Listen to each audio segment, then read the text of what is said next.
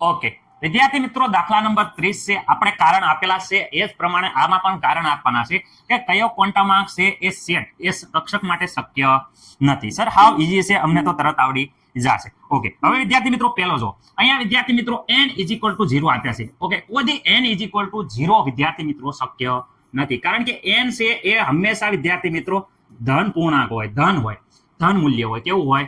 હંમેશા વિદ્યાર્થી મિત્રો ધન મૂલ્ય હોય છે. એટલે વિદ્યાર્થી મિત્રો n બરાબર 0 એ શક્ય નથી. ઓકે, ત્યાંથી નથી વિદ્યાર્થી મિત્રો અહીંયા કક્ષક પહેલી છે એ વિદ્યાર્થી મિત્રો ક્યારે પણ આ શક્ય નથી. Okay, ready? અથવા તો વિદ્યાર્થી મિત્રો અહીંયા જો n બરાબર 0 અને l બરાબર 0 બાપ અને છોકરા બંનેના મૂલ્ય સમાન હોય નહીં. હંમેશા n નું મૂલ્ય વિદ્યાર્થી મિત્રો અહીંયા હોવું પડે, આ મૂલ્ય વધુ હોવું પડે, આ મૂલ્ય વિદ્યાર્થી મિત્રો નાનું હોવું પડે. ઓકે, આ બંને સમાન હોય તો હાલે અને નાનું પણ હાલે. ઓકે, આ વસ્તુ ખાસ યાદ રાખવાનું છે. રેડી? ઓકે, આ વધુ હોવું પડે, આ નાનું હોય, આ નાનું બે હોય તો વાંધો નહીં, બે સમાન હોય તો વાંધો નહીં, પરંતુ આમ આવીએ એ પ્રમાણે મૂલ્ય હંમેશા ઘટવું જોઈએ. ઓકે સર, ચલો પેલો અહીંયા કીધું n હંમેશા માત્ર ને માત્ર વિદ્યાર્થી મિત્રો શું હોય? ધન મૂલ્ય હોય. 0 ક્યારે શક્ય નથી, એટલે પેલી કક્ષક તો શક્ય નથી, પેલો સેટ શક્ય જ નથી. ઓકે સર, બીજા સેટની વાત કરું તો બીજા સેટમાં અહીંયા n = 1 આપ્યો છે, l = 0 આપ્યો છે. અહીંયા બે સમાન હોય તો કોઈ પ્રોબ્લેમ નથી અને આ મૂલ્ય શક્ય છે. શું છે વિદ્યાર્થી મિત્રો? આ સેટ એ વિદ્યાર્થી મિત્રો શક્ય છે.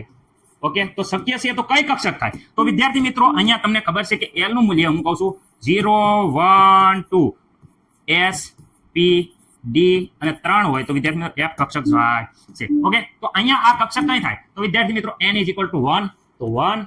ઓકે, અહીંયા 0 તો વિદ્યાર્થી મિત્રો s કક્ષક થાય છે, જોઈ શકો છો. તો 1s કક્ષક છે, આ શક્ય છે અને 1s કક્ષક બને છે. ઓકે સર, રેડી વાત છે. હવે અહીંયા જુઓ આ મૂલ્ય n બરાબર 1 અને l બરાબર 1. વિદ્યાર્થી મિત્રો આ બાપ છે એનું મૂલ્ય વધારે હોવું પડે, છોકરાનું મૂલ્ય નાનું હોવું પડે, બંને સમાન થઈ ગયા. ત્યારે પણ વિદ્યાર્થી મિત્રો ખાસ યાદ રાખજો કે ભાઈ l નું મૂલ્ય એ n ના મૂલ્ય કરતા નાનું જ હોય. મૂલ્ય કરતા કેવું હોય છે? નાનું હોવું જોઈએ, નાનું હોય.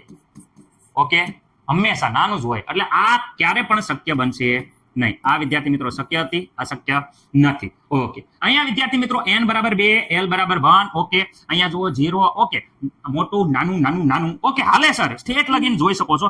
તો આ વિદ્યાર્થી મિત્રો શક્ય છે. આ શું છે? શક્ય છે. શક્ય છે તો સર કઈ કક્ષક થાય? n બરાબર 2. ઓકે, n બરાબર વિદ્યાર્થી મિત્રો હું અહીંયા લખી દઉં છું n બરાબર 2. ઓકે, s l બરાબર 1 વિદ્યાર્થી મિત્રો અહીંયા 1 જોઈ શકો છો, p કક્ષક દર્શાવે છે, તો આ 2p કક્ષક દર્શાવે છે. ઓકે, અને અહીંયા વિદ્યાર્થી મિત્રો 2p કક્ષક દર્શાવે છે, શક્ય છે. ઓકે સર, રેડી છે. અહીંયા વિદ્યાર્થી મિત્રો અહીંયા જો n બરાબર 3 l બરાબર 3 બંને મૂલ્ય સમાન છે, એટલે આ શક્ય નથી. લખવાનું કે l નું મૂલ્ય એ n ના મૂલ્ય કરતા નાનું હોય છે. ઓકે, હંમેશા યાદ રાખજો નાનું હોય, ત્યારે પણ સમાન હોતું નથી. એટલે વિદ્યાર્થી મિત્રો અહીંયા આ લખવાનું કે વિદ્યાર્થી મિત્રો l નું મૂલ્ય એ નાનું હોવું જોઈએ. ઓકે, કોના કરતા? n કરતા. ઓકે, મુખ્ય ક્વોન્ટમ આંક કરતા હંમેશા નાનું હોવું પડે, આનું હંમેશા વધારે હોય તો હાલે.